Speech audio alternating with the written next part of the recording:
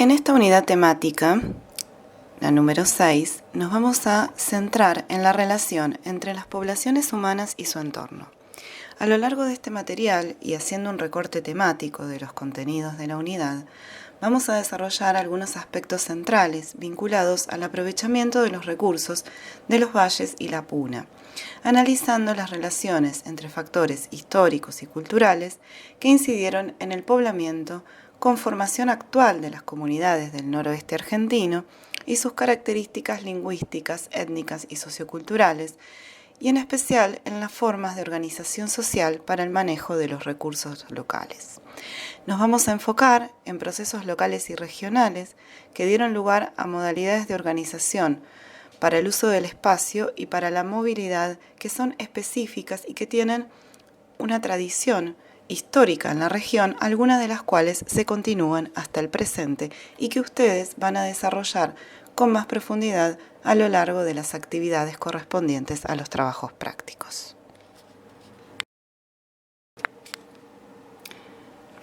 Aquí vemos la bibliografía obligatoria para el desarrollo de los contenidos de esta unidad temática. Junto a ella vamos a tomar para este material algunos trabajos que son producidos por investigadores y docentes de nuestra unidad académica, entre los cuales me incluyo, quienes hemos desarrollado investigaciones sobre todo en el área de los valles calchaquíes salteños. Vamos a tomar el trabajo de tesis de Laura Tevez, que es una investigadora y docente del equipo, sobre todo en relación con la caracterización de la zona de los valles calchaquíes, que ha tenido históricamente conexiones diversas con la región de la Puna, que ustedes verán en detalle a partir de los textos de Bárbara Gebel y de Axel Nielsen, y también, esto en el caso de la Puna jujeña, y también en los textos de García y Rolandi para el caso de la Puna catamarqueña. Asimismo observarán que en el material entonces vamos a intercalar referencias discursivas obtenidas en el marco de estos estudios etnográficos propios, es decir, que resultan del trabajo de campo realizado en el área y dan cuenta de formas locales para percibir y relatar experiencias cotidianas vinculadas a la subsistencia y a la vida cotidiana en esta región tan compleja desde el punto de vista ambiental e histórico. Para comenzar el desarrollo de los contenidos debemos siempre ubicarnos primero en el espacio. La región del noroeste argentino, llamada comúnmente NOA, se encuentra en el extremo meridional de una región mayor que la incluye, el área de los Andes meridionales de Sudamérica, cuyos límites pueden definirse no solo en términos geográficos, sino también históricos, políticos, económicos y culturales, como vamos a ver a lo largo del tratamiento de esta unidad y con base en la bibliografía seleccionada. Si recordamos lo desarrollado en clases previas, específicamente en el caso de la unidad temática 3, el área de los Andes meridionales abarca el sector de la cordillera que se extiende desde el sur de Perú hasta la provincia de Maule en la zona central de Chile, incluyendo la franja litoral del Pacífico y hacia el este, el altiplano y noroeste y las sierras centrales argentinas. Esto también nos va a servir para reconocer una continuidad espacial respecto de los temas desarrollados en la unidad temática 5 que tiene como eje al pueblo mapuche. Una cuestión importante que tenemos que tener en cuenta es que hay algunos aspectos comunes a lo que podríamos caracterizar como el área cultural de los Andes americanos o el área cultural andina. Sabemos a partir de lo desarrollado en unidades previas que cuando hablamos de área cultural y nos referimos a esta unidad analítica que ha tenido mucho peso a lo largo de la historia de la antropología para clasificar y organizar el material tanto etnográfico como arqueológico de distintas regiones geográficas del continente, sabemos que este concepto ha tenido algunos límites y ha sido criticado con el correr del tiempo. No obstante, si hacemos una generalización, vamos a ver que tanto desde el norte hacia el sur, algunas características del manejo de recursos ambientales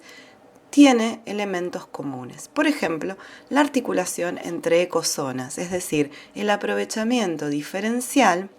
de distintos pisos ecológicos, siguiendo el modelo de Murra, que ustedes pueden consultar y pueden leer de manera particular, pero que a su vez ustedes van a ver con detalle en materias específicamente de arqueología en años siguientes, tiene que ver con un modelo teórico en donde el autor sintetiza algunos rasgos especiales que nota como característicos de poblaciones que se ubican en distintos niveles altitudinales en toda el área que está dominada por los Andes centrales y meridionales de América del Sur, pero que a su vez habitan dentro de esta amplia región en microambientes en los cuales producen o tienen acceso a través de otras actividades extractivas a recursos que no se encuentran en áreas o más altas o más bajas o más cercanas a la costa o más alejadas de las zonas de altura. Esto ha dado lugar a estrategias de complementariedad entre los recursos de esa zona a cargo de las poblaciones que los explotan. Esto es lo que Murra llama el modelo de control vertical de pisos ecológicos, que supone distintos tipos de arreglos entre las poblaciones. Algunos tienen que ver con la diversificación de una misma unidad social y otros tienen que ver con relaciones de intercambio y relaciones que van más allá del ámbito local para recorrer y alcanzar áreas muchísimo más amplias. Un ejemplo de este modelo de control es el ejemplo del caravaneo que ustedes van a analizar en los trabajos prácticos, pero incluye otras posibilidades, ¿sí? La residencia alternada, estos modelos de transhumancia donde a lo largo del ciclo anual los grupos sociales, las unidades domésticas pueden cambiar su residencia, y las formas de intercambio y todos los criterios que están detrás de la elección de los posibles socios para este intercambio y todas estas cuestiones que muy bien desarrollan Gebel y Nielsen en sus respectivos trabajos. Lo importante aquí es que en el caso del noroeste argentino hay expresiones concretas de la continuidad de estos modelos, que si bien como todo modelo son abstracciones y los que Murra reconoce para el área andina central no necesariamente pueden trasladarse, y en esto quiero que prestemos atención, al contexto del noroeste argentino y mucho menos en la actualidad, sí hay algunos patrones que podemos reconocer como tradicionales y que continúan a lo largo de la historia.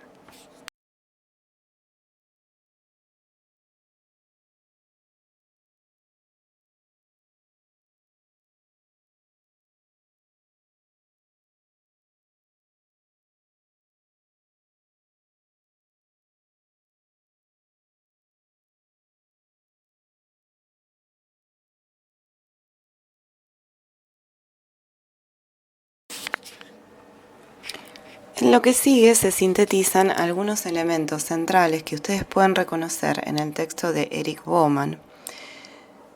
que es uno de los autores clásicos para referir a las primeras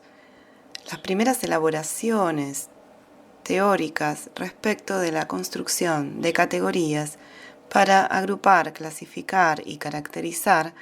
a estas poblaciones que se consideraban propias de la región de los Andes, en el caso de la República Argentina, tomando de manera conjunta lo que nosotros consideramos las zonas de puna, valles y quebradas.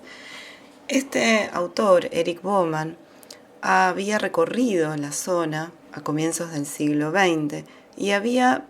trabajado en la descripción de la conformación actual de esas poblaciones, pero sobre todo se había concentrado en el análisis de distintas fuentes históricas, ya sean crónicas, relaciones, cartas, etc., que los jesuitas habían elaborado, en donde describían las poblaciones nativas y daban cuenta de su localización geográfica, sobre todo los límites de esas poblaciones y con quienes tenían relaciones más pacíficas o más conflictivas. Con base a este análisis de fuentes históricas, reconoce que al momento de la conquista española, es decir, para el siglo XVI, y en un área geográfica acotada, que no incluye toda la extensión del noroeste, se podían reconocer 3 unidades étnicas distintivas, con base en características culturales, lingüísticas y físicas: los diaguita, los omahuaca y los atacama. Él elabora esto que llama el mapa étnico para el siglo XVI, que ustedes ven un extracto aquí en la slide, pero pueden verlo con mayor detalle junto con la descripción que lo acompaña en el texto que tienen para trabajar como material complementario de los trabajos prácticos.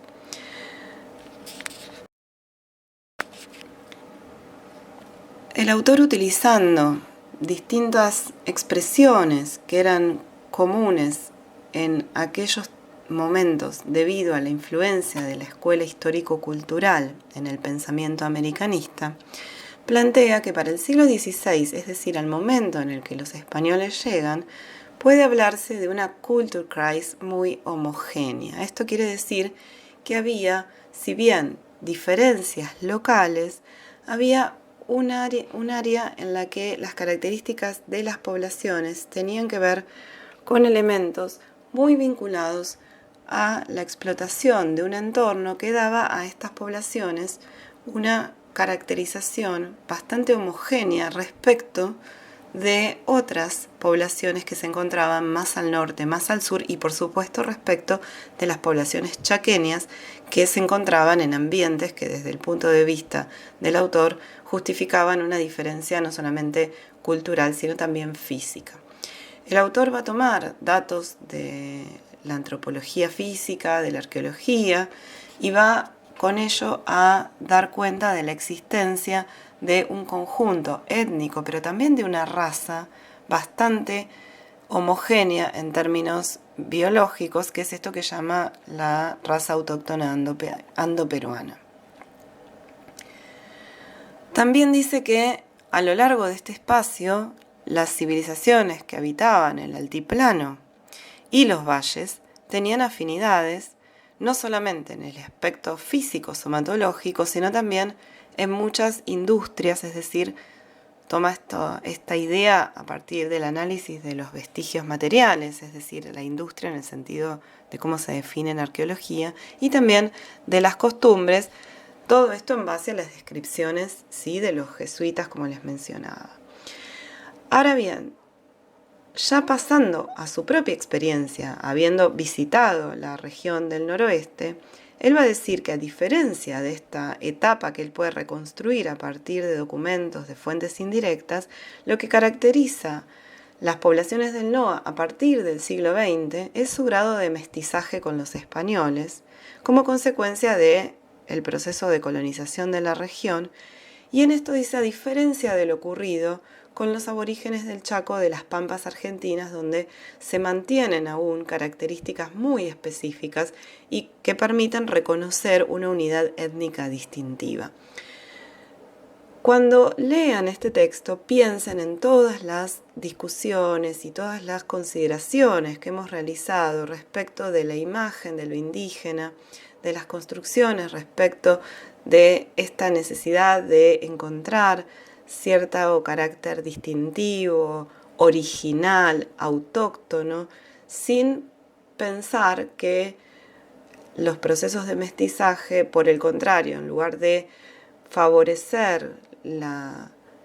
emergencia de características novedosas e interesantes, eran una forma de perder, de generar una pérdida, ¿sí?, hasta incluso una extinción de estos grupos en términos culturales, a veces también físico, por supuesto,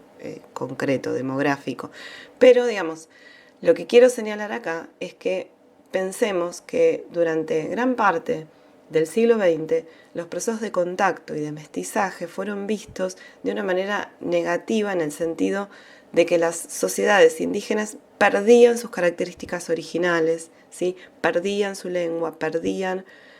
sus costumbres, en lugar de pensar que si bien hubo algunas cuestiones que dejaron de existir, y esto, digamos, no hay duda de eso, Al mismo tiempo, estos procesos de contacto generaron nuevas características culturales y pueden ser vistos los procesos de mestizaje no solamente en un sentido negativo, sino también en un sentido de oportunidad para la generación de características culturales que van a luego ser tal vez más importantes que esas que se supone que se perdieron con el correr del tiempo. Luego el autor va a distinguir distintas características de estas unidades étnicas. El contraste principal lo va a realizar entre los Atacama y los Diaguita por su ubicación respecto de la altura y de las características ambientales de las áreas que ocupaban, ¿sí? Y también respecto de la lengua. En el caso de ambas unidades étnicas, él va a decir que, si bien históricamente hay registros de que hablaban lenguas diferentes, ambas han sido extintas o están en proceso de extinción y solo quedan remanentes o vestigios, por ejemplo, en algunos topónimos, en algunas palabras que él puede reconocer que provienen de estas lenguas que eran originarias de estos grupos, el cacán en el caso de los Diaguita y el kunza en el caso de los Atacama, pero que ambas han sufrido el impacto del quechua y del español más tardíamente. Respecto a esta situación de la lengua, recuerden las referencias que hace Bárbara Gebel a la situación lingüística de las poblaciones puneñas con las que trabaja a fines del siglo XX, en donde plantea claramente que la lengua ya no es un diacrítico, un elemento identitario que unifica a las poblaciones del lugar, porque claramente ha sido una lengua que ha dejado de utilizarse por razones históricas, que la autora menciona algunas y que ustedes en los textos pueden ver otras, que han hecho que esta lengua dejara de ser la lengua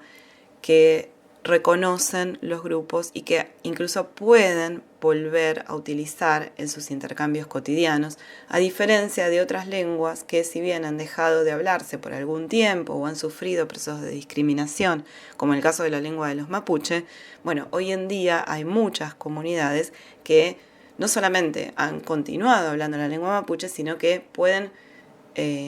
volver a aprender y a enseñar esa lengua, y hoy en día es un elemento claro que interviene en su identificación como pueblo originario.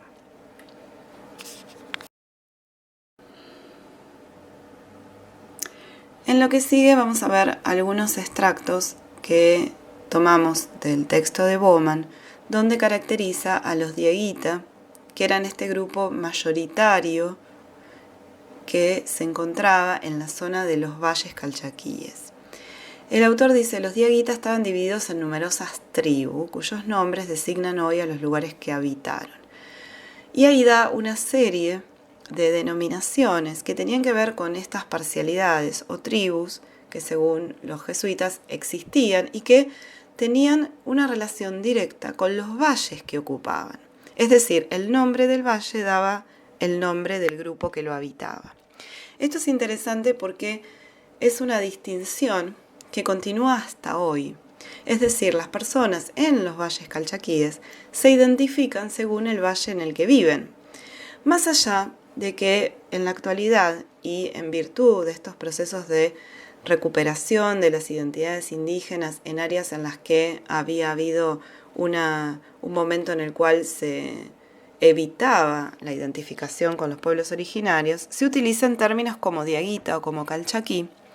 que en definitiva, y lo vemos incluso en el mismo texto de Bauman, lo que señalan es una homogeneización o una generalización para dar cuenta de grupos más a una escala regional que a una escala local. ¿Qué quiero decir con esto? Que del mismo modo que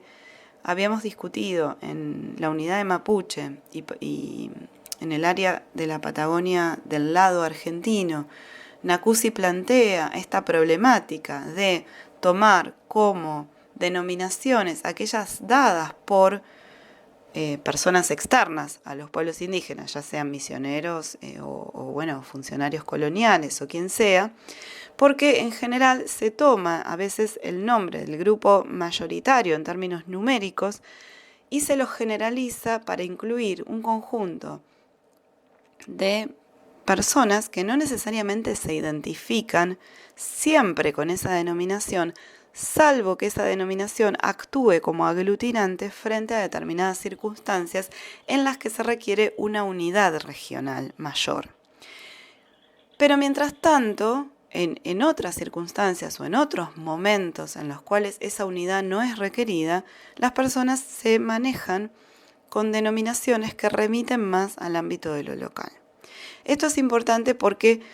nos llama la atención respecto de la diversidad de términos que uno puede encontrar en las fuentes y la confusión que a veces suscita la utilización, a veces indistinta, de términos que no necesariamente esa utilización remite a los criterios de los propios pueblos para identificarse,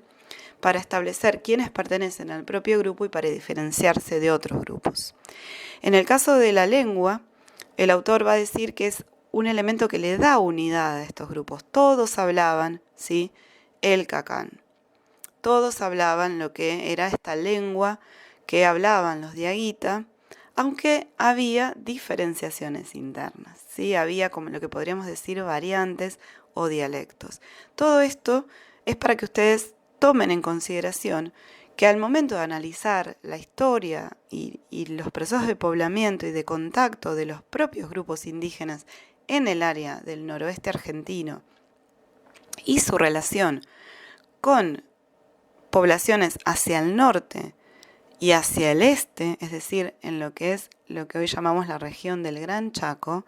tenemos que tener en cuenta estos matices y por supuesto luego tenemos que sumarle el proceso de expansión incaica y también, no solamente por el efecto que tuvo a nivel lingüístico, sino también porque reconfiguró la organización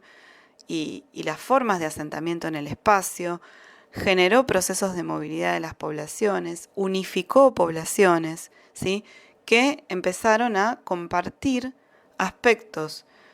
culturales que antes no compartían porque no estaban en un contacto directo. Entonces, todos estos elementos son importantes para analizar estos procesos que nosotros solamente vamos a ver de manera general, pero si uno quisiera adentrarse y profundizar en la historia de la región, se va a dar cuenta que hay muchos elementos a tener en cuenta, más allá de lo que puede aparecer hoy en un mapa con distintas áreas y coloreado las diferentes denominaciones de los grupos. Siempre es más complejo que esa simplificación que uno puede ver en un mapa.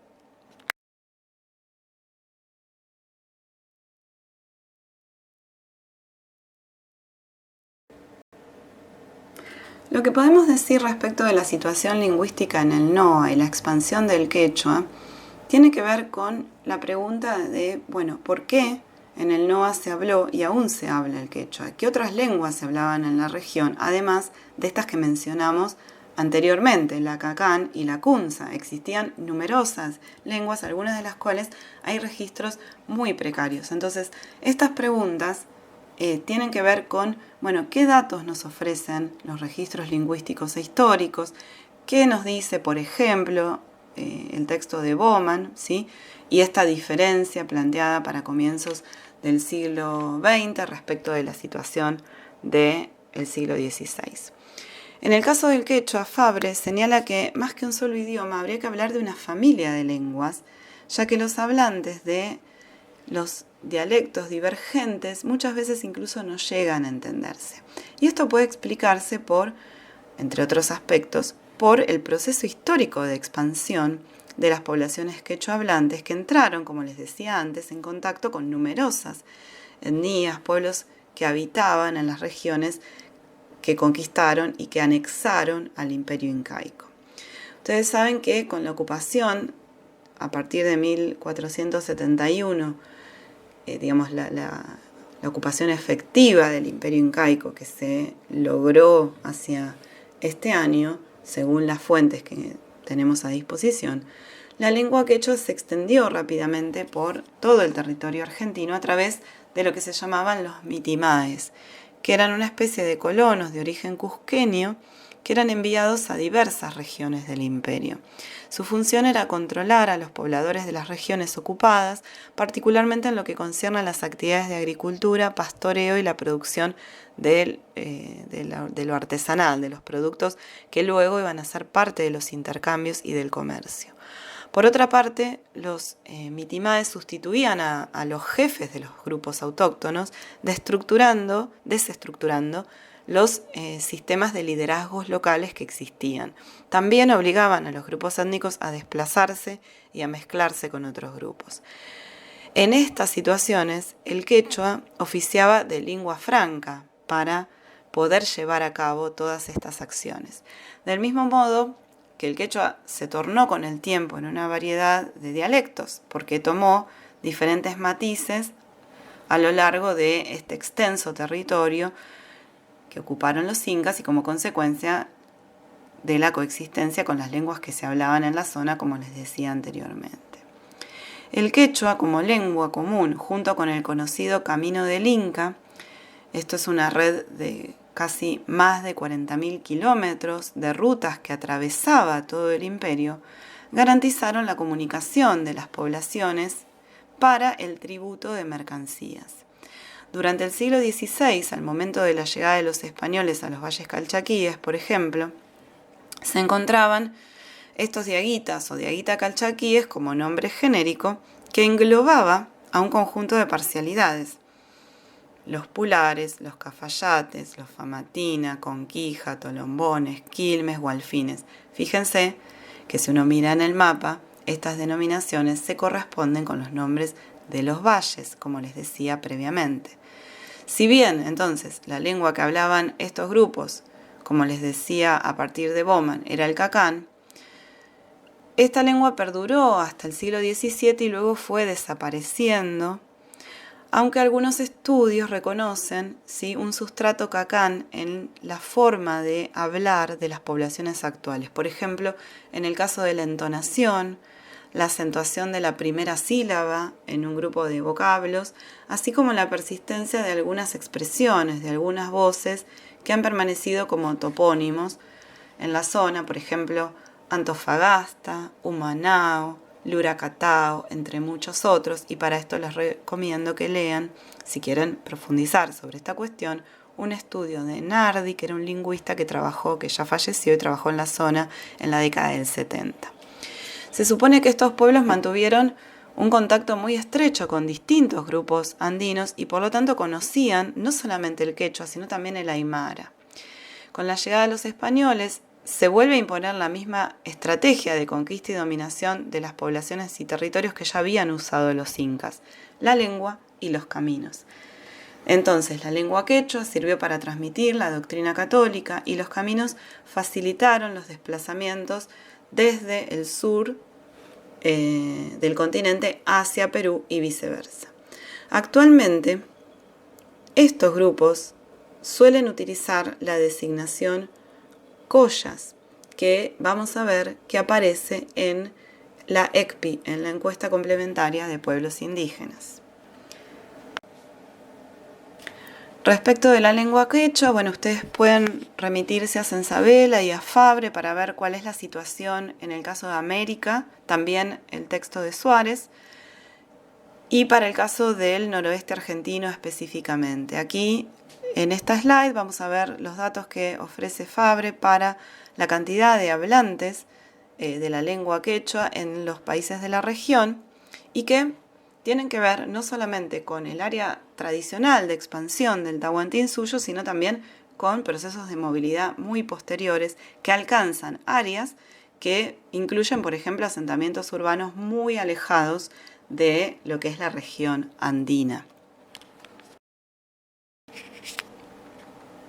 Y en estas dos slides que siguen vamos a tomar algunas referencias de lo que fue la encuesta complementaria de pueblos indígenas del 2005. Son los datos específicos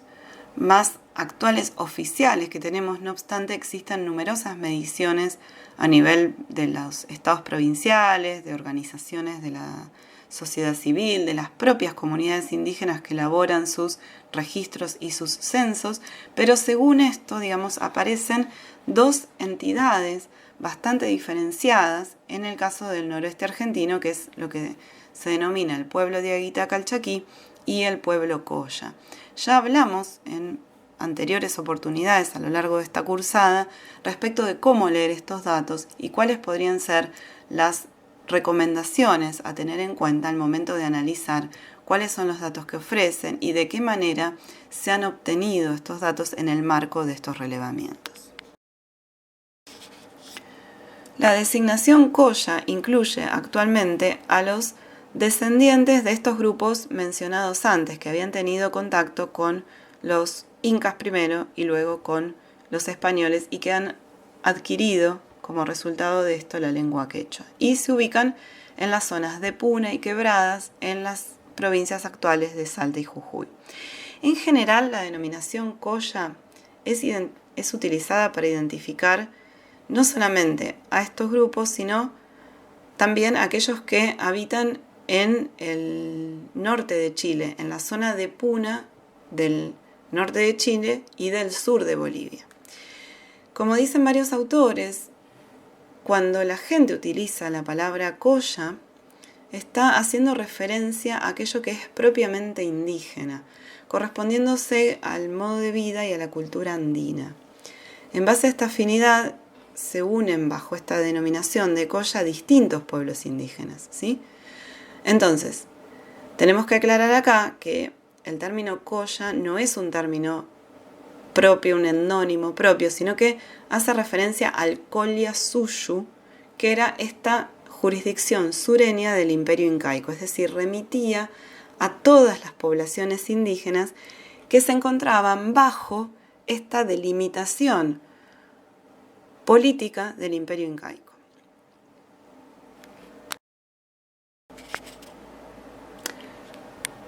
Como señalábamos antes, la conquista y colonización del territorio del noroeste argentino a manos de los españoles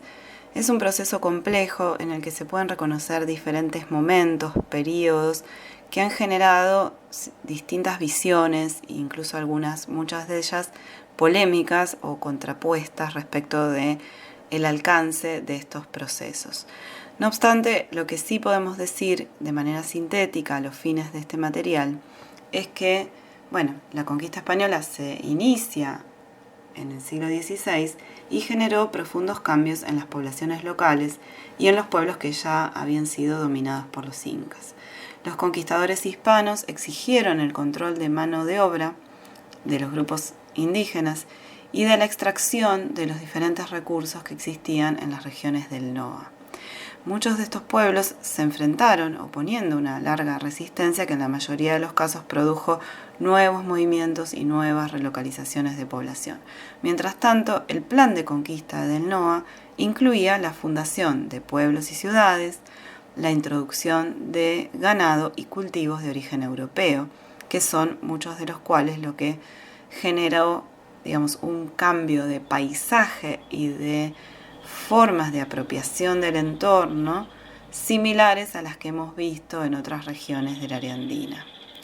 La apropiación y distribución de grandes extensiones de territorio y de los pueblos que habitaban en estos territorios conformaron lo que luego se llamó las haciendas españolas, cuya explotación involucró mano de obra indígena. La configuración de la economía y la distribución de las tierras coloniales ha permanecido casi en las mismas condiciones desde aquel momento. El proceso de conquista y colonización también dependió de la institucionalización de diversas formas de relaciones económicas, políticas y jurídicas entre los indígenas y los españoles. Estas instituciones coloniales, para el control de la mano de obra, para el trabajo, fundamentalmente, en este caso eran tres: encomiendas, mita y yanaconas. Junto a ello, no es menor destacar el impacto de la evangelización a manos de misioneros católicos en la primera etapa, principalmente. Les recordamos volver a la unidad 3 para repasar estas cuestiones en función de distintos autores que hemos visto oportunamente. El reparto y posesión de las tierras durante el primer periodo colonial siguió el procedimiento de donaciones a los conquistadores en nombre del rey de España, bajo la forma de haciendas. La encomienda fue la institución de carácter jurídico y fundamentalmente económico que la colonización española instauró en América y que consistió en la asignación oficial de territorios y poblaciones nativas a un grupo de familias españolas mediante gracia o merced real. Títulos de merced. La organización social y económica de las encomiendas se convierte en un instrumento de desestructuración de los pueblos indígenas y de sus respectivas unidades domésticas. Es más, establece pautas que en alguna medida aún hoy se mantienen y estructuran los modos de relación entre los que poseen la tierra y los que trabajan la tierra. Las ordenanzas sobre el trabajo en las encomiendas reglamentaban que el servicio personal era el mecanismo de servidumbre de los indígenas sin retribución o paga por el encomendero, situación que puede generalizarse para todo el régimen de lo que fue el Tucumán colonial, la gobernación de Tucumán estamos hablando, sino de la provincia. En el caso de los grupos ubicados en los valles calchaquíes, la incorporación al sistema de encomiendas fue en el siglo XVII, luego de que terminaron con las rebeliones y las resistencias de los calchaquíes, que fueron enfrentamientos que duraron varios años. Ahora bien, en 1612 se abolió este sistema de servidumbre y servicio personal y se estableció un régimen que imponía una tasa por cabeza que obligó a las comunidades indígenas a pagar en especies,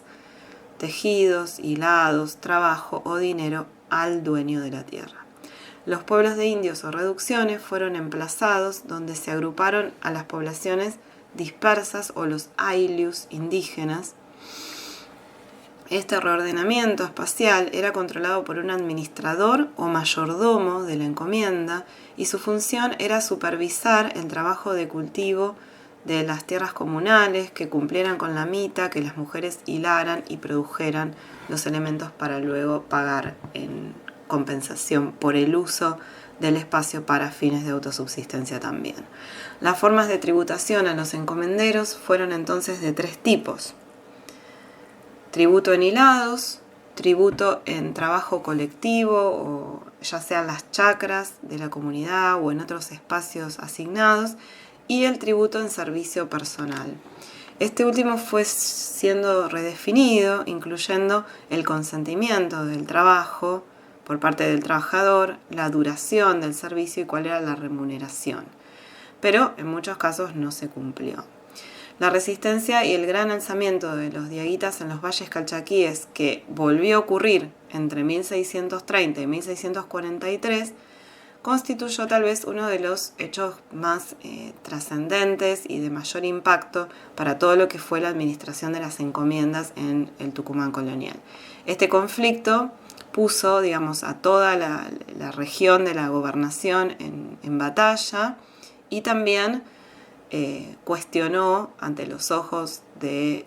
rey los réditos que se obtenían a partir del trabajo forzado de los indígenas. Todo esto derivó en una serie de enfrentamientos y situaciones muy diversas que hacia fines del siglo XVII terminó siendo que las comunidades de los valles fueron arrasados violentamente y la población que sobrevivió a estos enfrentamientos fue desnaturalizada. Esto quiere decir que fue ubicada en reducciones o en pueblos españoles. Ya no podían continuar en los mismos lugares que habían habitado históricamente.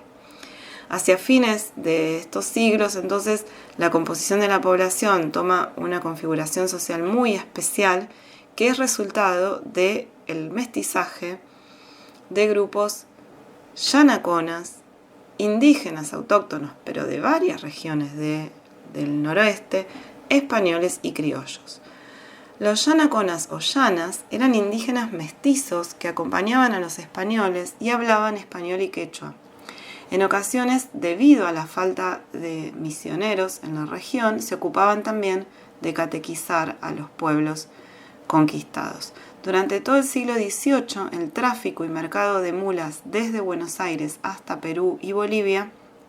se convirtió en la actividad más importante vinculada al comercio ganadero en detrimento de la agricultura. Esto implicó un aumento de la población considerable a partir de este momento y es un proceso que se va a revertir luego, porque para 1885, recuerden que queda ya completada de alguna manera la conquista del Chaco, y con esto termina la presión de grupos mocovíes y otros grupos que provenían de estas parcialidades guaycurúes que intentaban desplazarse y presionar territorialmente hacia el este de los valles calchaquíes. Entonces, los indios encomendados y los desnaturalizados van a permanecer en grupos reducidos y dispersos. Esta presión de los grupos guaycurúes finaliza porque también en la zona del Chaco se produce un proceso de reestructuración y de relocalización de las poblaciones. Ocurre a su vez un conjunto de crisis de tipo económico, como las que ocurren a partir del tráfico de mulas, la Revolución de Mayo y sus consecuencias tardías, la independencia del virreinato, es decir, un conjunto de hechos políticos y económicos que se van dando de manera casi simultánea o secuenciada en toda la región, hace que se produzca una reestructuración de las economías locales y los grupos empiecen a especializarse en algunos tipos de manufacturas y también las haciendas empiecen a tornarse hacia la producción de viñedos, hacia el cultivo de viña. Entonces empieza a haber una crisis económica, una selección de productos, algunos que no llegan a tener el impacto esperado, y toda esta crisis va a llevar a que hacia fines del siglo XIX y comienzos del siglo XX la emigración de población del NOA, estas poblaciones que habían sido desestructuradas, diezmadas, reubicadas, etc., también empiezan una emigración masiva hacia centros periurbanos de población ubicados en las ciudades, no solamente de las provincias del NOA, sino en todas las demás ciudades más importantes cosmopolitas del país.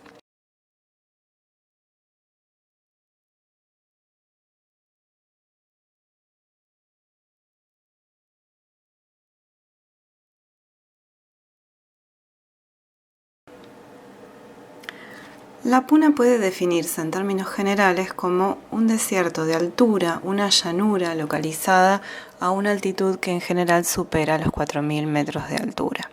En el caso del territorio argentino, hay varias áreas de nuestro país que tienen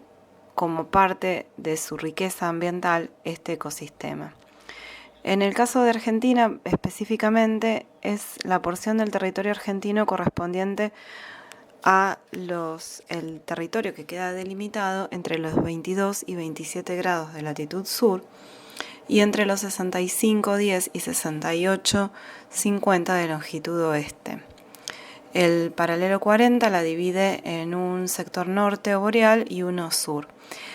Representa una continuidad respecto del altiplano peruano-boliviano y está separada de las quebradas y valles bajos que la circundan por algunos cordones montañosos que comienzan con la precordillera Salto Jujeña al noreste y termina con la cordillera de San Buenaventura al sudoeste.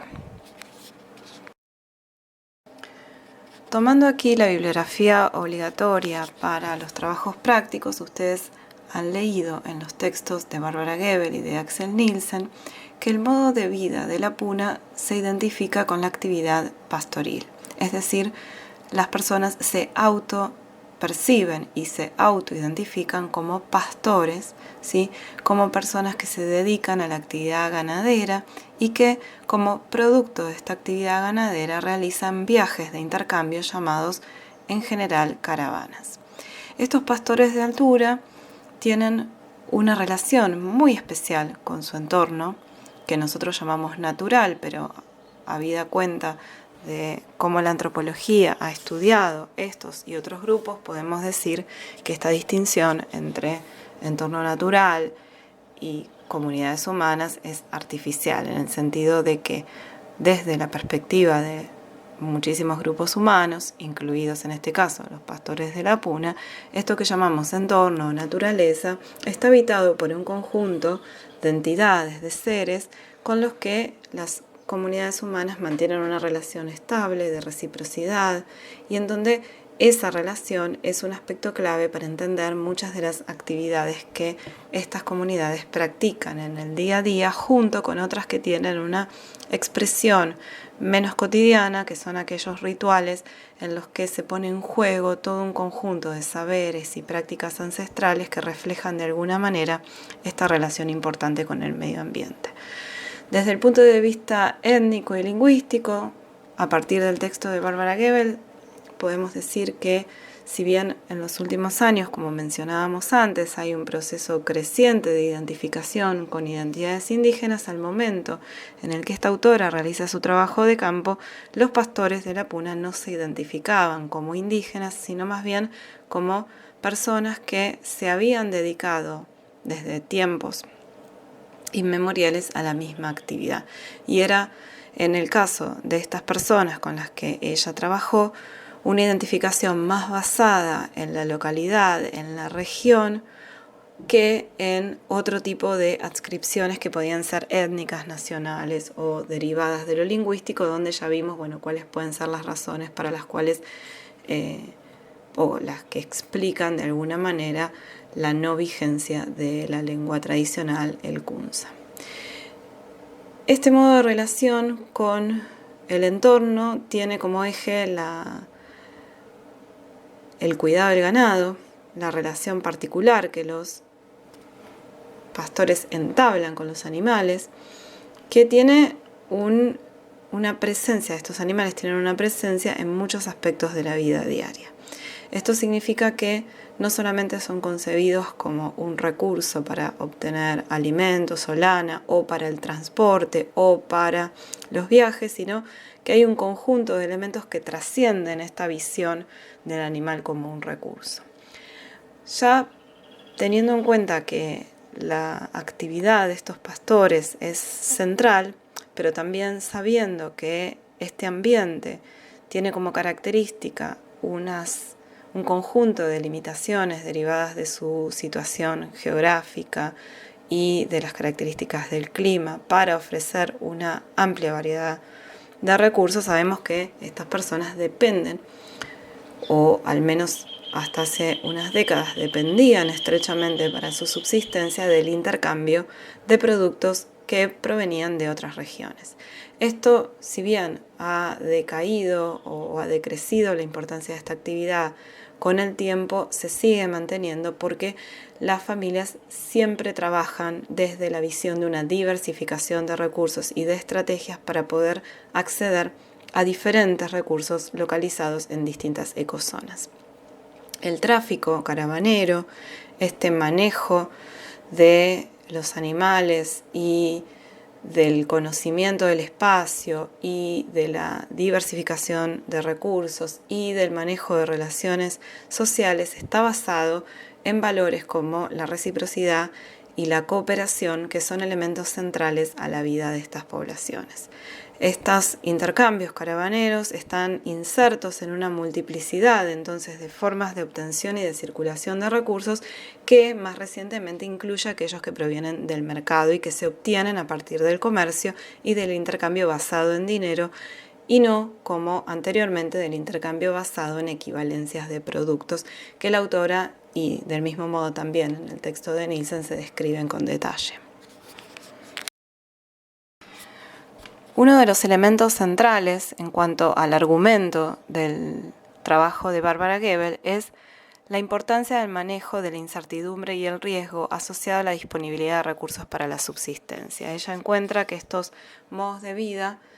tienen una alta variabilidad de sus estrategias en función de la posibilidad de responder a circunstancias variables desde el punto de vista ecológico. Por un lado, hay un conjunto de actividades que son el núcleo y otros que son respuestas contingentes a variaciones en el entorno. Las formas de organización doméstica, social y su expresión material, es decir, la expresión que tienen en cuanto a la distribución de las personas en el espacio, la organización de los espacios al interior de lo que podemos llamar el entorno doméstico, la distribución de familias en distintos sectores de lo que es, por ejemplo, el departamento de Susques, que es el área en donde la autora trabaja, responde un poco a esta necesidad de localizar personas y recursos en distintos espacios. Aquí hay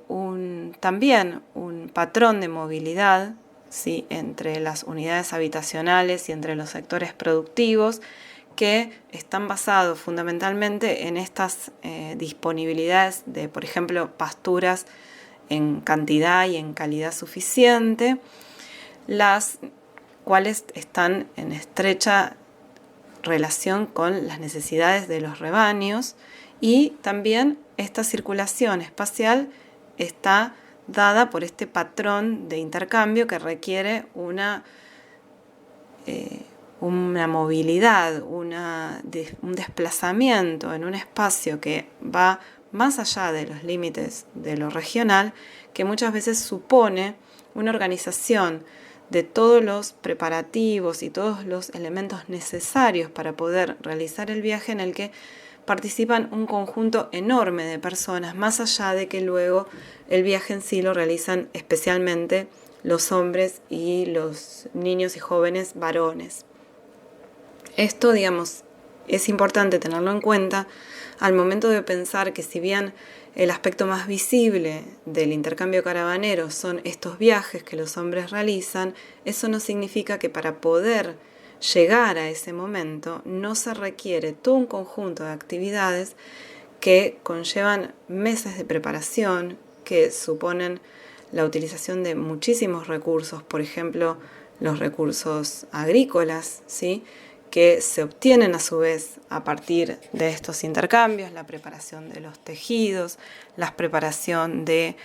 la carne, la comida que van a necesitar estos pastores durante su viaje de intercambio, es decir, un conjunto de recursos materiales que se necesitan para poner en marcha la caravana, pero a su vez también un conjunto de acciones colectivas que tienen un carácter ritual y que cumplen la función necesaria de la propiciación, de la protección, del cuidado de aquellos seres frágiles que son los que forman parte de este intercambio, empezando por los animales. De manera que hay una complementariedad de roles, no solamente de género, sino también en cuanto a las edades o las generaciones, que implican a toda la familia y más allá de la familia. En esta slide vemos, por ejemplo, algunos extractos del texto de Goebel en cuanto a su idea respecto de la diversificación de estrategias económicas y de formas de organización social y espacial como una manera de distribuir riesgos. Es decir, si falla una estrategia, existen otras opciones a las que se puede recurrir, por lo tanto, se pueden amortiguar los costos y los esfuerzos derivados de la inversión en cada una de estas estrategias. Pensemos que para poder poner en marcha una caravana se necesita una inversión, se necesita un tiempo donde esas personas además quedan excluidas de otras actividades que son importantes para el sostenimiento de la vida cotidiana. Entonces, la evaluación de las posibles ganancias o del posible beneficio de esta actividad tiene que estar basada en cierto nivel de predictibilidad, que muchas veces tiene que ver con poder anticipar cuáles pueden ser los potenciales socios, estos amigos, estas personas que se hacen a lo largo del viaje, pero también estas relaciones que se sostienen a lo largo del tiempo y de generaciones. Es decir, este tipo de intercambio está basado en una obligación que asumen algunas personas y que las transfieren a lo largo de las generaciones. Es decir, si mi abuelo intercambió con alguien, esa obligación trasciende a mi abuelo y me alcanza a mí y luego alcanzará a quienes estén incluidos dentro de mi grupo familiar o mi grupo de referencia. Entonces hay que tener en cuenta que hay una alta expectativa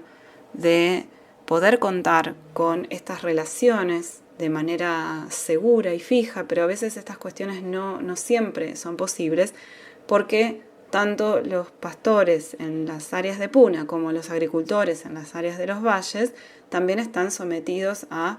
imponderables que tienen que ver con variaciones climáticas, con sucesos que pueden afectar la producción y por lo tanto pueden o bien demorar o a veces incluso interrumpir la posibilidad de realizar estos intercambios. En este caso vemos que en la bibliografía también tenemos incluidos 2 textos que pertenecen a autoras que han trabajado en áreas de puna, pero en la provincia de Catamarca, en la localidad de Antofagasta de la Sierra, donde hay además una agricultura que es en comparación menos importante que la ganadería, pero donde también las autoras registran esta estrategia de diversificación para obtener un complemento, ¿sí? un rédito mayor al que se puede obtener solo a través de la actividad que implica el manejo ganadero. Por lo tanto, del mismo modo que sucede en la puna jujeña, las familias, las unidades domésticas, mejor dicho, en estos lugares también diversifican las actividades de sus integrantes y muchas incluyen empleos públicos o trabajo asalariado como una manera de amortiguar los posibles efectos negativos de pérdidas que pueden ocurrir en la producción, ya sea tanto en la agricultura como en lo que es la cría de los animales. También estamos aquí ante una situación que tiene que ver con el manejo de los recursos que son escasos, ¿sí? Las pasturas y el acceso al agua. Vamos a ir en otra slide más adelante, vamos a ir a este punto, pero digamos, hay una cuestión que atraviesa toda la región, que es esta necesidad de pensar en las posibles formas de amortiguar los riesgos ambientales y la disponibilidad y el acceso a estos recursos que son considerados críticos, ya sea para la actividad agrícola como también para la actividad ganadera o pastoril.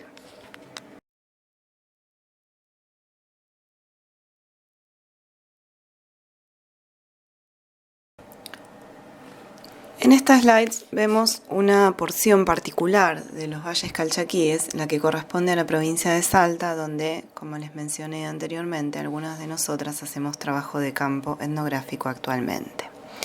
Las características geográficas de Salta se corresponden directamente con una gran variedad de climas, suelos y cultivos. La influencia dominante está dada por su ubicación próxima al Trópico de Capricornio y a la Cordillera de los Andes, generando masas de aire con diferentes características y precipitaciones que provocan la denominada baja térmica del noroeste argentino. El clima continental explica la alta variación de las temperaturas entre verano e invierno. Las temperaturas anuales en la región oscilan entre 20 y 25 grados en cuanto al máximo, y de 0 a 5 grados en cuanto a la temperatura mínima. En el caso de los valles calchaquíes se suma otro factor que tiene que ver con las diferencias de altura sobre el nivel del mar, lo que implica que hay un descenso de 1 grado centígrado de temperatura cada 180 metros de ascenso. Por lo tanto, hay una diferencia de temperatura muy marcada en cuanto a lo altitudinal y también de norte a sur. En el caso del recorrido de los valles, la diferencia altitudinal también es bastante marcada. Las precipitaciones en general no superan los 400 milímetros anuales y tienen una estacionalidad bien marcada, registrándose únicamente durante los meses de verano. Los ríos, en particular el Calchaquí, aumenta de caudal en el periodo estival, pero puede permanecer sin agua durante gran parte del año. La vegetación autóctona de la región incluye la que corresponde a 2 provincias fitogeográficas definidas por Cabrera. Una es la que corresponde con el dominio chaqueño, provincia del Monte y Prepuna. también coexisten en forma predominante una combinación de especies de origen andino y de origen chaqueño. Al respecto, les recomiendo que vean ambas regiones en el mapa, ¿sí? Ubiquen esta zona y también la de la Puna, por supuesto, y analicen cómo diferentes representaciones cartográficas que existen plantean diferentes transiciones ambientales, es decir, pensemos cómo podemos utilizar los recursos cartográficos para ver estos fenómenos de transición entre ambientes que en sus extremos son marcadamente diferentes. El poblamiento de los valles calchaquíes,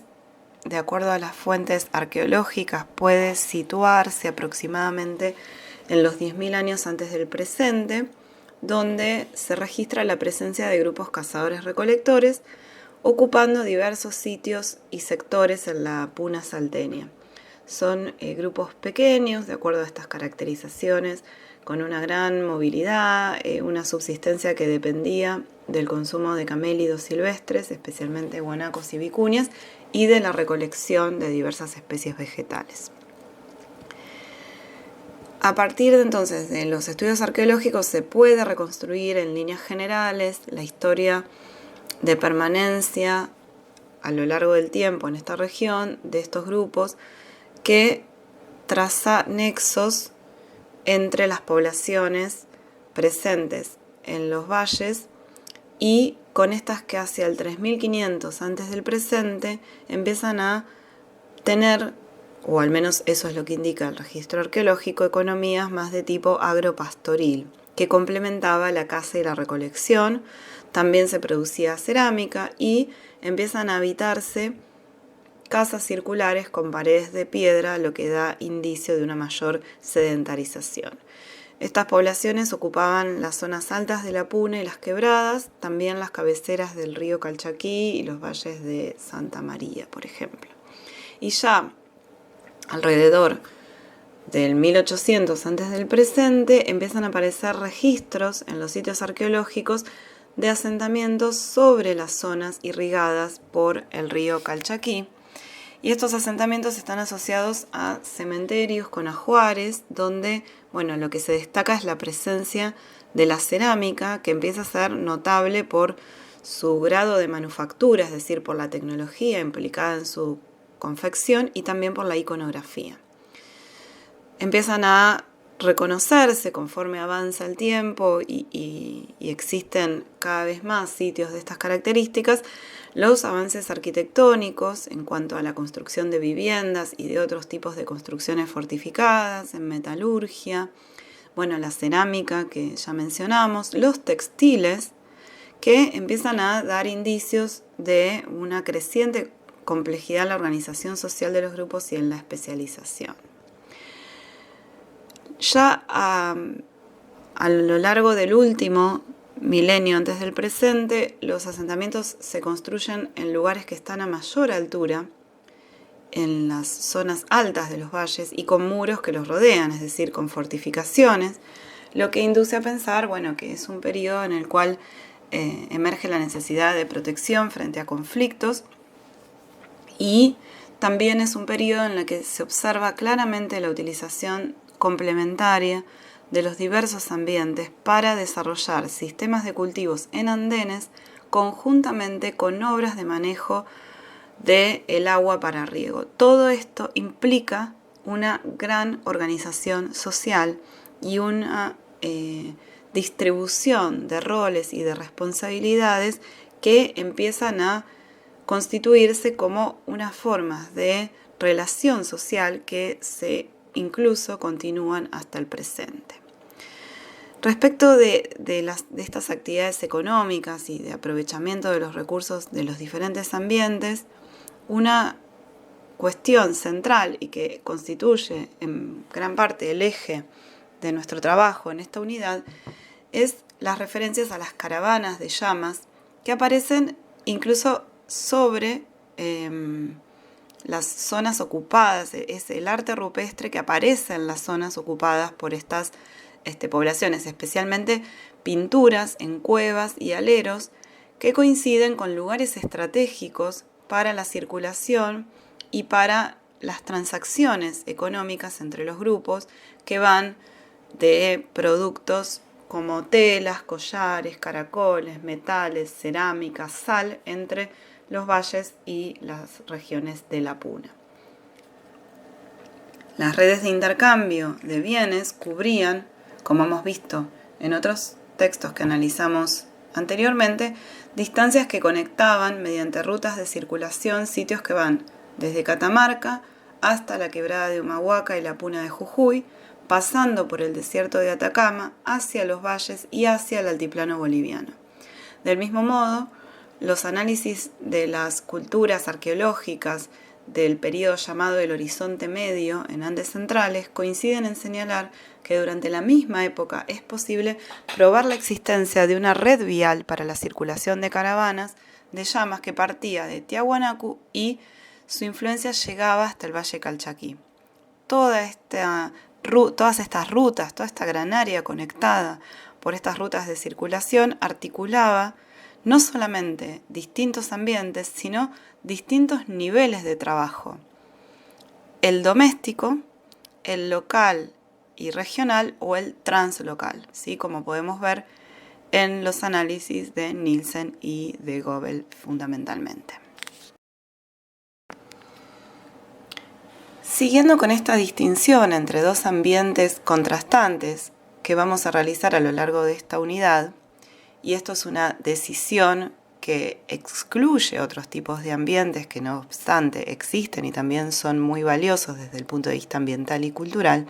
nos vamos a centrar en los valles calchaquíes. La influencia de diversos patrones culturales y los procesos de mestizaje en los valles calchaquíes torna necesaria la consideración pormenorizada de los flujos de movimiento de poblaciones, resistencias y conflictos a lo largo de la historia, así como los repoblamientos que hubo desde tiempos arqueológicos hasta la actualidad. Un aspecto que se suma a estos anteriores enfatiza la utilización de los recursos del medio ambiente local, la producción y autoconsumo y la subsistencia de las poblaciones allí asentadas. Aproximación esta que nos permite ver el desarrollo de las actividades económicas en relación a la situación histórica de cambios y continuidades en las formas de asentamiento humano en los valles desde el periodo precolombino, pasando por la conquista española, el establecimiento de encomiendas, que ya veremos más adelante de qué se trata, y la conformación más tardía de los estados nacionales. La reconstrucción de los procesos que han atravesado la vida de estas poblaciones, desde la existencia de grupos originarios en este territorio específico, la influencia de otros pueblos andinos que se han expandido previo a la conquista española y el surgimiento de las poblaciones mestizas, resultado de los procesos de contacto con los europeos, señalan la existencia de visiones contrapuestas respecto de modos de apropiación del territorio, formas de explotación y de producción de los recursos en el área. Actualmente, la situación de las comunidades locales, en las zonas rurales específicamente, y las posibilidades de acceso a los territorios que ocupan, así como el manejo de los recursos naturales de manera autónoma, en muchos casos sigue siendo desfavorable. Hacia el final de este documento les vamos a dejar algunas producciones del equipo que integramos, algunos docentes de la cátedra, entre otros artículos donde se da cuenta de esta situación actual en el área de los valles calchaquíes salteños. Vamos a ver ahora, a modo de ejemplo, el caso del departamento de Molinos, que es un departamento que se ubica en el suroeste de la provincia de Salta, que es donde nosotros estamos trabajando actualmente. En esta slide vemos una foto tomada desde la ruta 40, en donde se ve el lecho del río Molinos, que es un afluente del río Calchaquí, y que en este momento está cubierto mínimamente por agua que es remanente del periodo estival, que es donde se concentran las lluvias. También vemos en la imagen los cerros que rodean el emplazamiento del pueblo cabecera del departamento, que es el pueblo de Molinos, en donde vemos la iglesia, que es una de las más antiguas del Valle Calchaquí. Su fundación data de mediados del siglo XVIII, y enfrente, y como parte históricamente de la misma propiedad, vemos un remanente de la estancia que era propiedad del encomendero Isasmendi, que fue además gobernador de la provincia de Salta y que fue uno de los encomenderos principales de todo el Valle Calchaquí, y donde toda la población que habitaba en esta región dependía de esta encomienda. Hoy en día es una hacienda que ha sido transformada en un sitio para la explotación turística. Este pueblo de Molinos se localiza a 2.220 metros sobre el nivel del mar y a unos 210 kilómetros de la ciudad capital de la provincia, la ciudad de Salta. Parte de la población en esta región se encuentra dispersa en valles, quebradas y cerros, donde se practican actividades de subsistencia que dan cuenta de este manejo de recursos del entorno que puede rastrearse hasta tiempos prehispánicos. La población que habita en la región actualmente es producto del mestizaje indígena e hispánico, y si bien la mayor parte de la población se autoidentifica como criolla, en la última década se han organizado sectores dentro de estas comunidades que se identifican como población originaria o diaguita calchaquí, vinculada a procesos sociopolíticos recientes en torno al reconocimiento de la identidad y los derechos de los pueblos indígenas. La localidad cabecera, esta que vemos en la foto, parte de la localidad está reflejada en esta foto, se conoce como el Bajo o el pueblo, y las áreas rurales que lo circundan son denominadas fincas o los cerros o el Alto, prevaleciendo aquí esta distinción altitudinal, que es un marco de referencia central para la vida cotidiana de los pobladores y no solamente desde el punto de vista económico. En el departamento de Molinos entonces existen estas fincas o haciendas que son unidades de producción económica, fundamentalmente de tipo agrícola o ganadero, y que se encuentran también en otras zonas del noroeste argentino. Ocupan extensas superficies que dan cuenta del manejo de una gran cantidad de territorio y extienden sus límites a veces hasta distintos ambientes ecológicos. La propiedad de estos territorios pertenece o ha pertenecido históricamente a distintas generaciones de una misma familia de hacendados, legado sí que puede rastrearse a lo largo de toda esta historia de conquista española hasta la actualidad, es decir, el origen de estas fincas es la encomienda española y este modelo de trabajo de la tierra y usufructo de la producción. Por lo tanto, muchas de las características y relaciones que hemos señalado anteriormente persisten actualmente bajo la modalidad de servicio a un patrón o dueño. El servicio al patrón incluía tradicionalmente diferentes tareas para los hombres y las mujeres. Las mujeres atendían los quehaceres domésticos en la sala o casa principal de la hacienda, así como cocinaban para los peones, que eran los que realizaban el trabajo agrícola y ganadero, también el trabajo de lavado de todos los elementos de la casa, hilado de lana y a veces apoyo a las tareas de cosecha.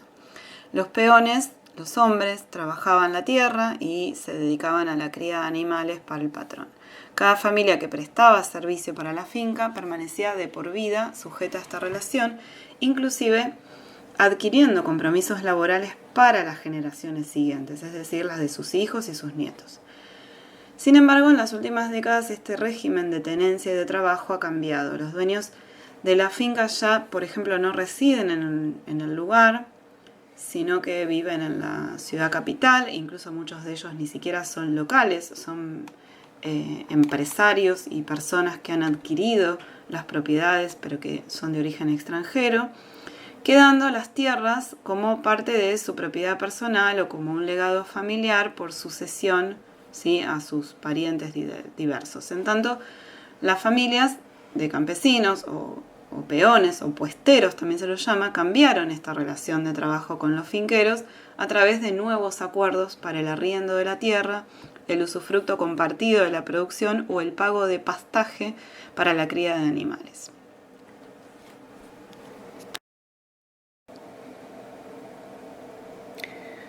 Las unidades domésticas, en el caso de los valles calchaquíes y en particular en el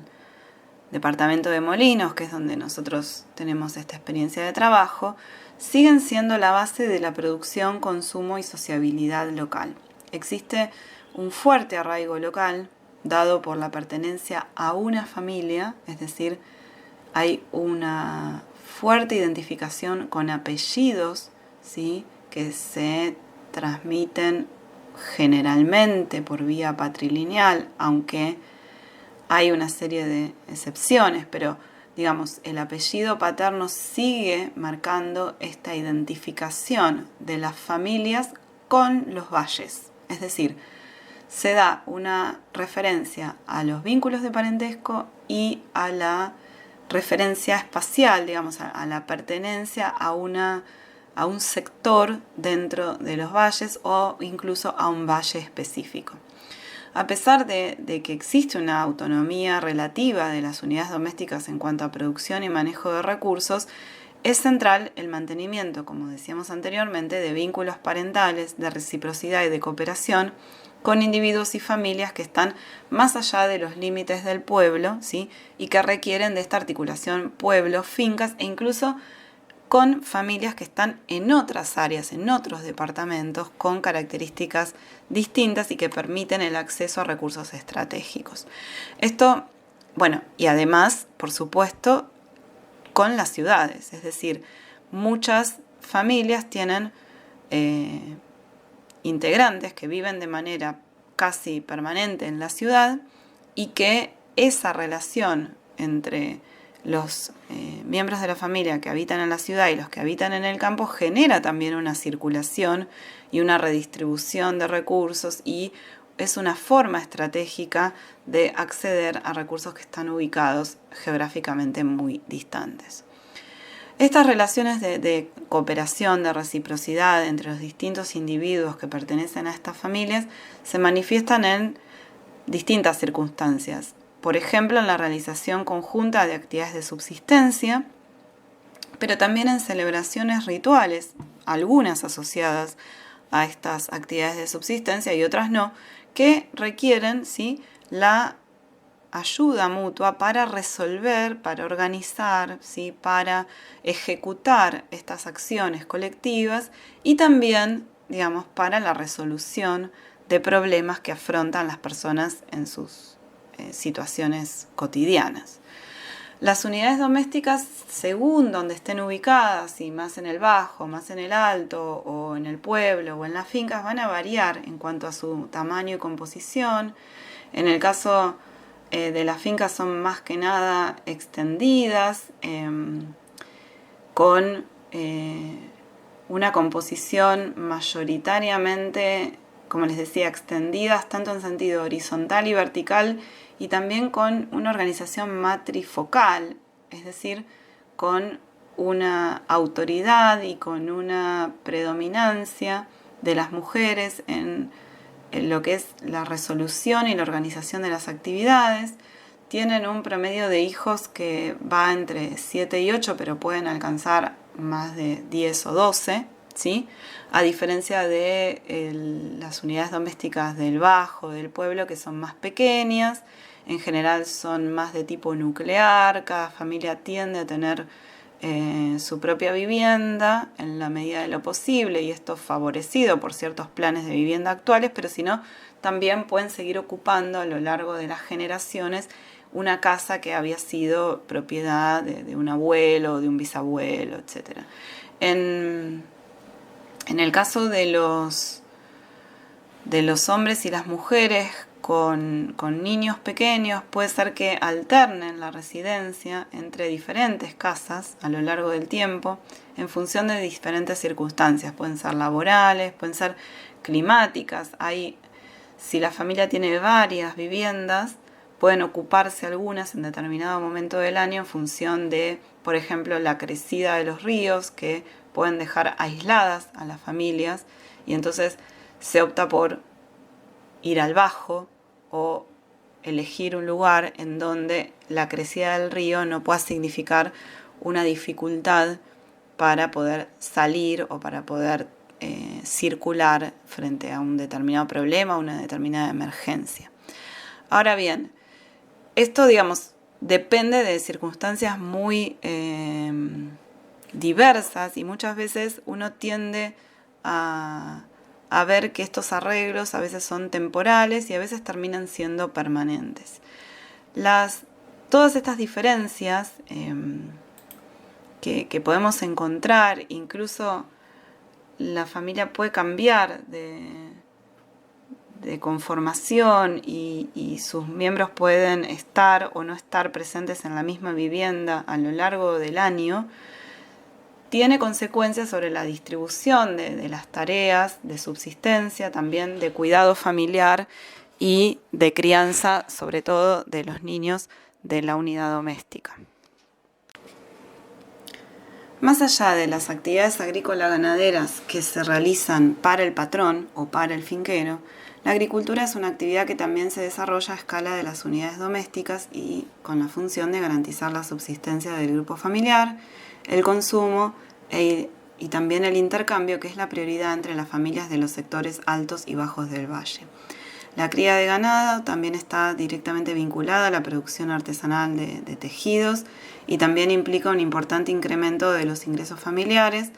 Por lo tanto, hay un creciente interés de los tejedores y de los productores de manufacturas, que hoy en día están orientadas más que nada al comercio hacia el exterior y al turismo. Entonces, bueno, hay un interés por la obtención de materias primas y hay una gran parte de los intercambios entre las familias que tienen que ver con esto. Por lo tanto, esto explica por qué las familias de toda la región tienen contactos permanentes entre los sectores de valles y cerros, digamos, están siempre manejando recursos a través de estos contactos personales que se pueden acceder a partir de las formas de trabajo que se dan en regiones donde estos recursos pueden ser explotados. Es decir, hay sectores más favorables para la agricultura y otros más favorables para la cría de ganado, y eso está claramente articulado en estas economías de subsistencia de las unidades domésticas. En los cerros, por ejemplo, se ubican los arriendos y los potreros,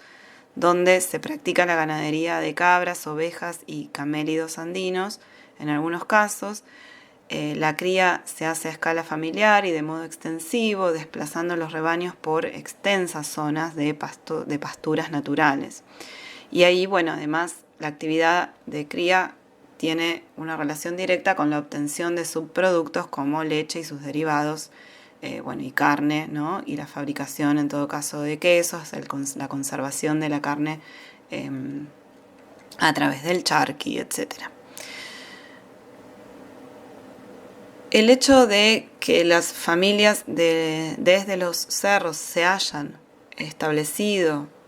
en el pueblo y eso haya aumentado con el correr de las últimas décadas, no impide que haya una relación, ¿sí?, directa entre sectores de una familia que pueden continuar teniendo propiedad en los cerros, propiedad en el sentido de uso del espacio, porque no hay propiedad privada de la tierra, pero sí que mantengan parte de su familia en las áreas de los cerros, o que tengan arreglos con parte de sus familias que habitan en el área de los cerros para poder tener acceso a estos recursos. En toda el área de los valles calchaquíes, dadas las características ambientales que hemos señalado, la vida cotidiana, la economía y también la salud depende estrechamente del manejo de estas condiciones que son cambiantes, muchas veces son inciertas y son extremas, debido a la combinación de la localización geográfica, la altitud que es muy elevada, las variaciones climáticas estacionales, la disponibilidad de agua asociada a estas variaciones climáticas, pero también la falta de infraestructura, de sistemas de comunicación y de transporte apropiado y accesible. Hoy en día se observan cambios en la subsistencia y en la atención de la salud que tienen que ver con estas transformaciones y estos cambios también en la organización, propiedad y producción de las fincas, pero también con una ampliación de distintas políticas públicas en salud, vivienda, educación y turismo. Esto trajo aparejado la reducción de los espacios y de la dedicación al cultivo y la cría de animales en las fincas,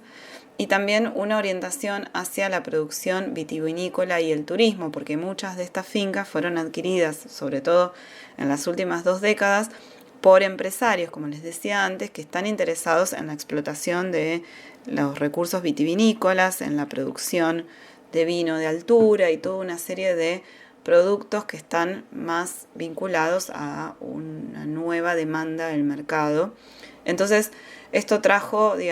aparejado la relocalización de población, modificaciones en las viviendas, ampliación de servicios públicos y de comunicaciones, y también una oferta de empleo diferente y con distinto grado de estabilidad dentro de la zona y fuera de la zona. Si hablamos de la distribución del trabajo cotidiano, podemos decir que en los cerros, en las zonas altas, los hombres adultos, los jóvenes varones y los niños se dedican más que nada al trabajo agrícola, ya sea en parcelas propias o en arriendos, es decir, en estas propiedades que son de los dueños de las fincas, e intervienen en actividades vinculadas básicamente al manejo del ganado vacuno. Pero también trabajan de manera asalariada en las fincas, realizando distintos trabajos que pueden ir de mantenimiento de espacios determinados, como por ejemplo construcción de distintos elementos que tienen que ver con la arquitectura del lugar, o jardinería, o distintos tipos de servicios. También, si bien de manera menor, pueden colaborar en el cuidado de la hacienda, pero esta es una responsabilidad mayoritariamente asumida por las mujeres. Es decir, lo que se llama la hacienda o la haciendita son ovejas, cabras, chivos, llamas, en los casos de las unidades domésticas que están a mayor altura, por encima de los 3.500 metros, y esta haciendita, tiene que ver con el uso de estos recursos de manera más cotidiana, sobre todo para la obtención de subproductos. Pero cada una de estas animales tienen sus corrales y tienen sus momentos para ser alimentados. Entonces la vida cotidiana de las mujeres y los niños y niñas de la unidad doméstica está organizada de manera bastante clave alrededor de este cuidado de la hacienda cotidiana, ¿sí? Son ellos en realidad los que se ocupan de cuidar este ganado, de llevarlo a pastar a las zonas de pastura más adecuadas, y también todo lo que son las labores domésticas, es decir,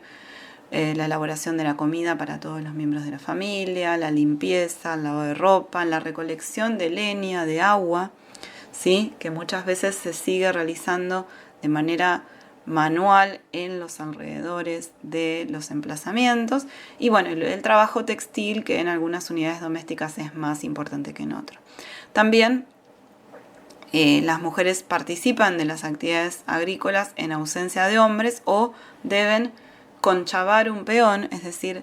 contratar a alguien en el caso de que esa unidad doméstica no cuente de manera estable con la presencia de hombres adultos o adultos jóvenes. La vida cotidiana, entonces, de los integrantes de estas unidades domésticas se desarrolla básicamente dentro de los límites de lo que podríamos llamar la casa, que la casa es una compleja articulación de espacios abiertos y habitaciones con funciones específicas y que en conjunto alcanzan amplias dimensiones, en el caso de los valles de altura. En las zonas altas me refiero. Los espacios se delimitan de acuerdo con sus usos productivos, por ejemplo, uno o más corrales según el tipo de animal.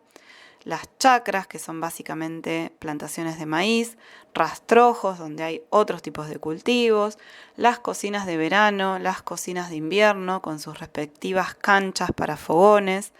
hornos de barro, morteros u otros. Habitaciones para dormitorio, lugares de reunión familiar, que en general son galerías semiabiertas, y también lugares de almacenaje de productos o bienes personales.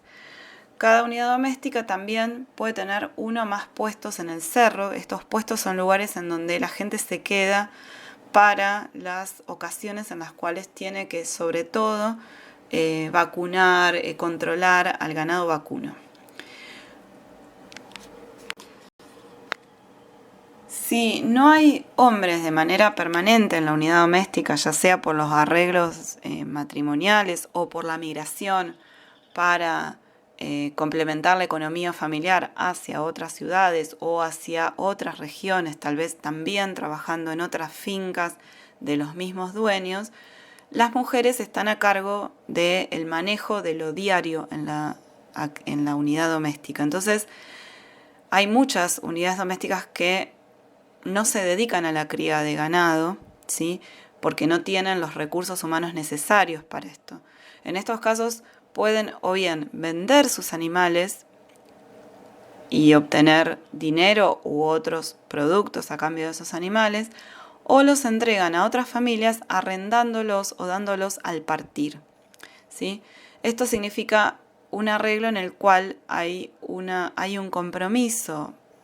por el cuidado y por la explotación de la hacienda, y luego hay un beneficio que se comparte. Los vínculos entre las unidades domésticas entonces ponen de manifiesto que hay muchísimas actividades cotidianas y también extra cotidianas o no cotidianas, como por ejemplo las rituales, que exigen la participación conjunta, el compromiso y la cooperación de los miembros de la familia, independientemente del lugar en donde estén habitando. Es decir,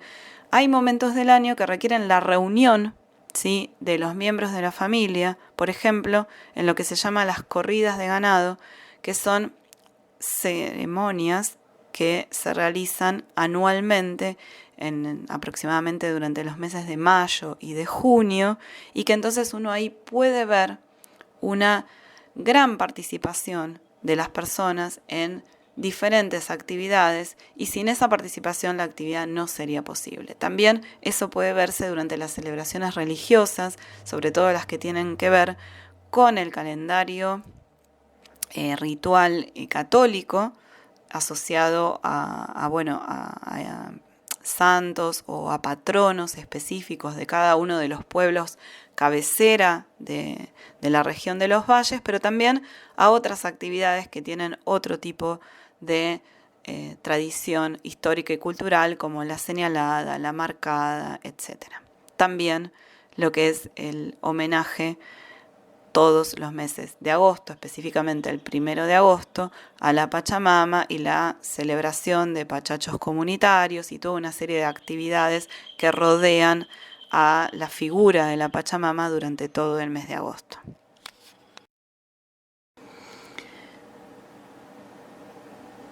Vemos que en estas unidades domésticas, las de los cerros, sobre todo, los niños y las niñas tienen diferentes responsabilidades y contribuyen de muy diversas maneras a la economía familiar.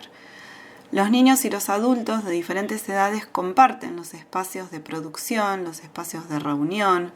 Hay una integración entre generaciones muy marcada en las actividades rutinarias. Son básicamente las actividades de las mujeres las que delimitan un poco la alternativa de actividades que los niños realizan durante el día, porque son ellas las que se ocupan diariamente del ganado, y los hombres están en una ocupación más externa a lo que es el día a día de la unidad doméstica, o están trabajando para la finca. Pero los niños también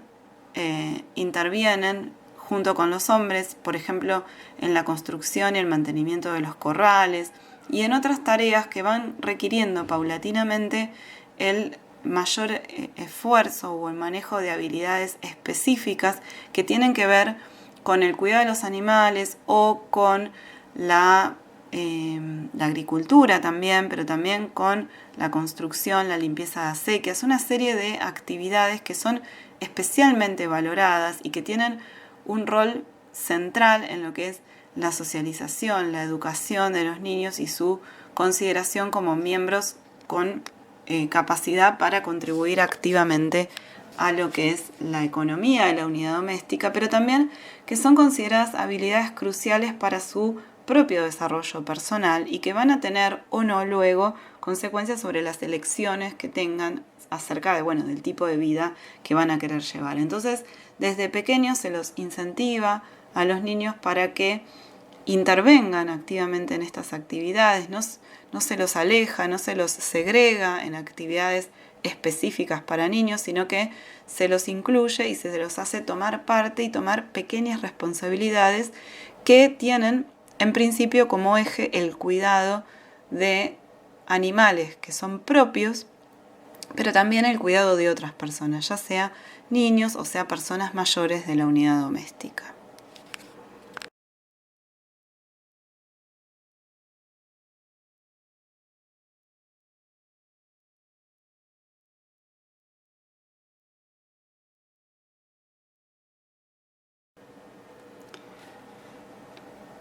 Por último, una cuestión central que tiene que ver con un recurso crítico para la vida de las personas en esta región, que es el acceso y el control del agua. Ya autores como García y Rolandi, también Bárbara Gebel y los distintos textos que ustedes puedan leer respecto de esta región de los Andes y específicamente en el caso de la Pune, de los valles calchaquíes, van a dar cuenta de los desafíos que impone el control y el acceso y el manejo racional del agua, que es un recurso crítico y escaso. Las unidades domésticas de molinos que están involucradas en las actividades de agricultura y de cría dependen del acceso al agua para la subsistencia, es decir, es indispensable la proximidad a ríos, ¿sí?, que puedan dar la posibilidad de acceder de manera directa al agua. Para ello se construyen distintos mecanismos sociales y arreglos, pero también hay unas obras de infraestructura que son las acequias o canales, que son construcciones que permiten encauzar el curso de agua que viene desde las zonas de deshielo, que es el aporte principal que se recibe de agua en las zonas altas. La distribución para el riego de este agua se ve favorecida por las pendientes naturales del terreno en un área que, alcanza muchísimos kilómetros, cientos de kilómetros cuadrados, pero es necesario el mantenimiento y la limpieza de estos canales junto con la distribución de turnos para el agua, para acceder al agua para riego en los diferentes sectores, lo cual reconoce la necesidad de una compleja organización. En el caso de los valles vimos que el agua puede escasear, pero también puede presentarse en exceso en los momentos estivales, cuando las lluvias a veces alcanzan una importancia en cuanto a la cantidad de precipitaciones y a la forma en la que se producen las precipitaciones, que generan desbordes de los ríos y también, aludes y otro tipo de accidentes que pueden generarse a raíz de este excesivo caudal que corre por los cauces de los ríos y que muchas veces genera inundaciones y otra serie de problemas, muertes de animales, arrastra partes de las construcciones, etc. El hecho de este carácter dual, ¿no?, esta ambivalencia respecto de lo que supone el recurso del agua en tanto su escasez o su abundancia en determinados momentos y su carácter de imprevisible, ¿no?, es decir, la posibilidad de realizar acciones para prever cuál va a ser el efecto de esto, son bastante escasas. Entonces hay que combinar, ¿sí?, diferentes recursos y diferentes actividades para garantizar, ¿sí?, el hecho de poder afrontar la escasez de agua y por lo tanto las consecuencias que eso va a tener sobre ciertas actividades a lo largo del tiempo. Entonces, la escasez o abundancia de agua va a regular, ¿sí?, la estacionalidad de algunas actividades y muchos elementos del calendario, así como también va a tener muchísimas implicancias en lo que es la salud de la población y las posibilidades de contraer algunas enfermedades. Entonces,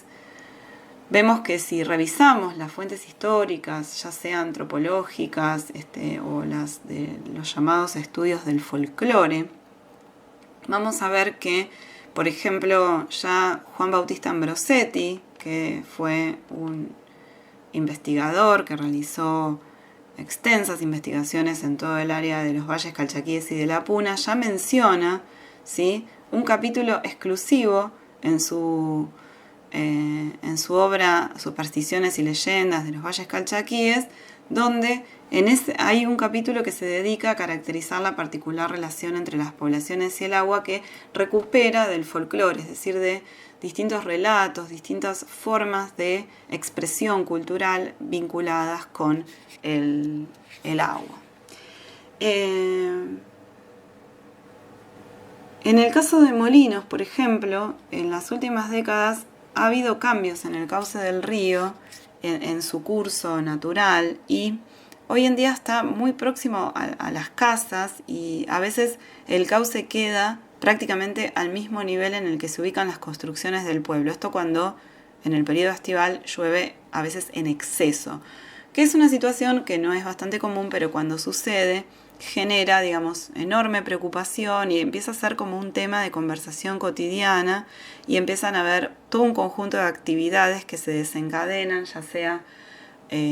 al interior de las familias como a nivel de la comunidad, sobre todo por las consecuencias que puede tener en los terrenos de cultivo, en los animales y también sobre las edificaciones, es decir, las casas y otros edificios históricos